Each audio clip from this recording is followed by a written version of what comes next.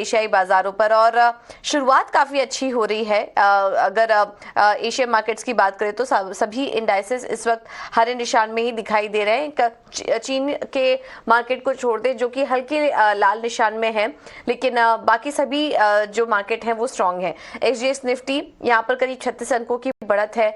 निकाई के बाजार 334 अंक ऊपर है। कॉस्पी भी 23 अंक ऊपर है और हांगकांग के बाजारों को भी देखेंगे तो यहाँ पर 290 अंकों की तेजी इस वक्त देखने को मिल रही है।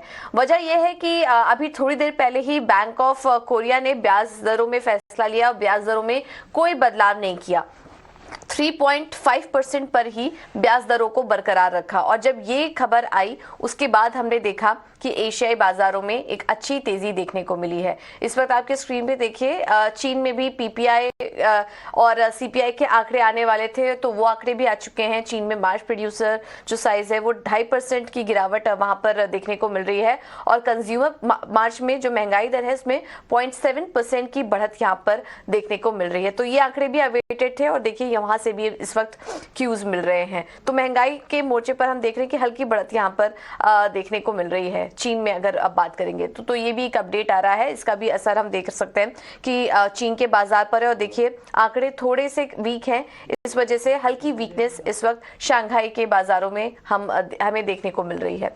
चलिए इसका आगे भी विश्लेषण करेंगे, लेकिन ग्लोबल मार्केट्स पर ओवरऑल अगर बात करें तो काफी मिले जुले सेंटिमेंट्स थे। यूरोप के बाजार तो कल बंद ही थे ईस्टर मंडे के मौके पर, लेकिन डाउ जोन्स कल हरे निशान में बंद हुए। S&P 500 भी हरे निशान में ही बंद हुए। नैस्डैक में हल्की वीकनेस देखी गई क्योंकि कल टेक शेयरों में दबाव था।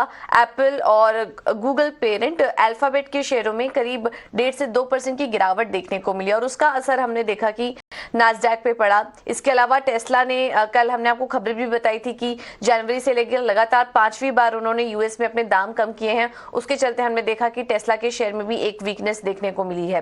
कल महंगाई के आंकड़े वहां पर भी आने वाले हैं यूएस में, तो ये हफ्ता काफी इंपॉर्टेंट रहेगा ग्लोबल मार्केट के लिहाज से भी और इंडियन मार्केट के लिहाज से भी, क्योंकि एक एक करके सभी इकोनॉमीज अपने महंगाई के आंकड़े घोषित कर रही हैं और साथ ही साथ अब रिजल्ट सीजन भी शुरू हो चुका है। और अमेरिका में अहम बड़े बैंकों के नतीजे जिस पर की फोकस भी था, बैंकिंग सेक्टर लगातार इस बीच फोकस में रहा है। JP Morgan, city group, Wells Fargo जैसे बड़े बैंक अपने नतीजे घोषित करेंगे। इस हफ्ते सभी नंबर्स आएंगे तो ये भी काफी इंपॉर्टेंट होगा और इसका असर बाजार पर देखने को मिल सकता है।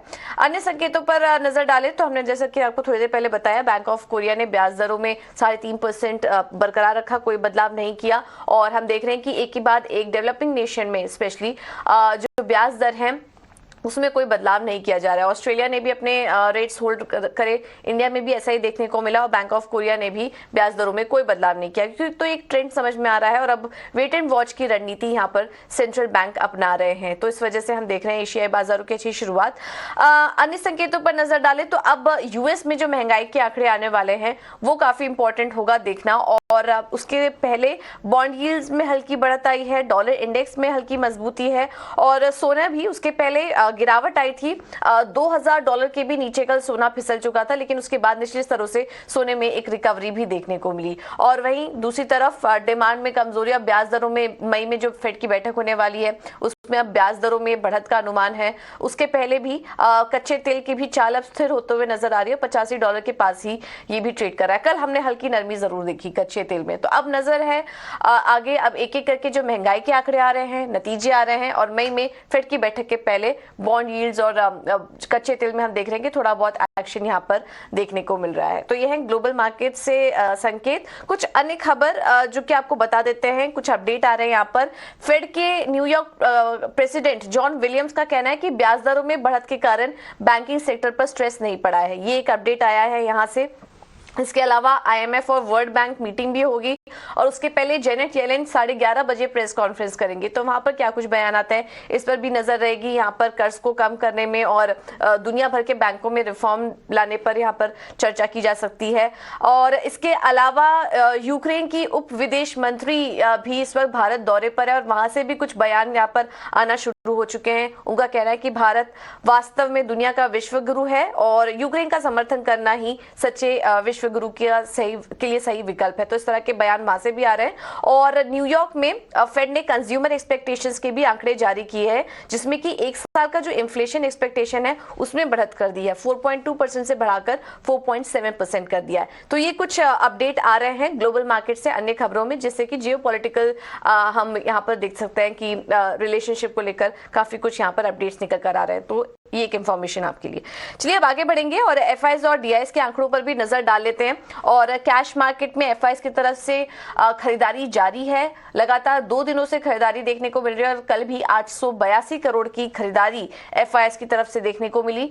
कैश मार्केट में डीआईआईज ने भी खरीदारी करके गए कल और 351 करोड़ की खरीदारी का आंकड़ा है। इंडेक्स फ्यूचर में एफआईएस ने खरीदारी की है और इंडेक्स ऑप्शन में भी करीब 2295 करोड़ की खरीदारी का आंकड़ा नजर आ रहा है एफआईएस की तरफ से। कल जिस तरह से हमने देखा कि यहाँ पर निचले स्तरों में सुधार आया था, भारतीय बाजारों में भी एफआईएस की एंट्री यहाँ पर होते हुए दिखाई दे रही है और खरीदारी का आंकड़ा ही नजर आ रहा है। तो यहाँ से जो क्यूज मिल रहे हैं वो पॉजिटिव हैं। लेकिन अब आते हैं भारतीय बाजारों पर और यहाँ क्या करना चाहिए, किस तरह की रणनीति अपनानी चाहिए कल के उतार चढ़ाव के माहौल के बाद, ये समझ लेते हैं। और एंजल वन से देवांग शाह हमारे साथ जुड़ चुके हैं। Devang, thank you so much ET now स्वदेश को समय देने के लिए। आज क्या करें भारतीय बाजारों में? Good morning. और 200 SMA के ऊपर क्लोजिंग बेस हमने देखा है निफ्टी को। ओवरऑल बात करें आफ्टर स्टीप रैली में लगता है तो बाय एंड डिप्स की स्ट्रेटेजी रखना चाहिए। जहां तक लेवल्स की बात करें, निफ्टी फ्यूचर के जो इमीडिएट सपोर्ट है 17,500 इमीडिएट सपोर्ट है। रेजिस्टेंस की जहां तक बात करें 17,800 850 रेजिस्टेंस जोन है। तो हमें बाय एंड डिप्स की स्ट्रेटेजी रखनी चाहिए निफ्टी में। जहां तक बैंक निफ्टी की बात करें, बैंक निफ्टी में बाय एंड डिप्स की स्ट्रेटेजी रखनी चाहिए। Overall short term moving average के ऊपर ट्रेड कर रहा है बैंक निफ्टी। यहाँ पे लेवल्स की बात करें, बैंक निफ्टी फ्यूचर के जो लेवल्स है 40,500 सपोर्ट है एंड रेजिस्टेंस की जहां तक बात करें 41,500, ये एक रेजिस्टेंस है बैंक निफ्टी फ्यूचर के लिए।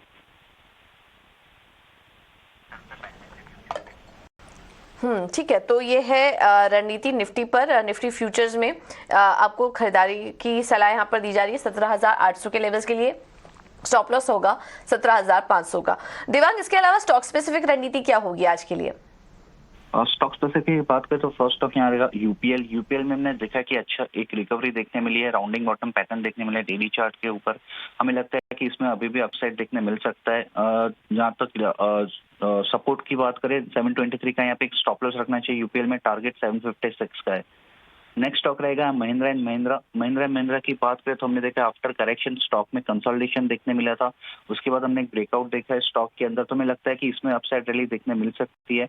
महिंद्रा की खरीदने की सलाह रहेगी। स्टॉप लॉस यहाँ रखना चाहिए 1162, टारगेट है 1220। ठीक है। तो महिंद्रा में खरीदारी करने की राय 1220 का होगा लक्ष्य, स्टॉप लॉस 1162 का। और यूपीएल में भी खरीदारी करने की ही सलाह है, 756 का लक्ष्य होगा, 723 का होगा स्टॉप लॉस। और इसके अलावा बैंक निफ्टी और निफ्टी के लिए भी रणनीति आपको सुझा दी गई है फ्यूचर्स में यहाँ पर खरीदारी करने की राय देवांग की तरफ से। Devang, thank you so much समय देने के लिए अपना ईटी नाउ स्वदेश को। अब आगे बढ़ेंगे और खबरों वाले शेयर्स एक बार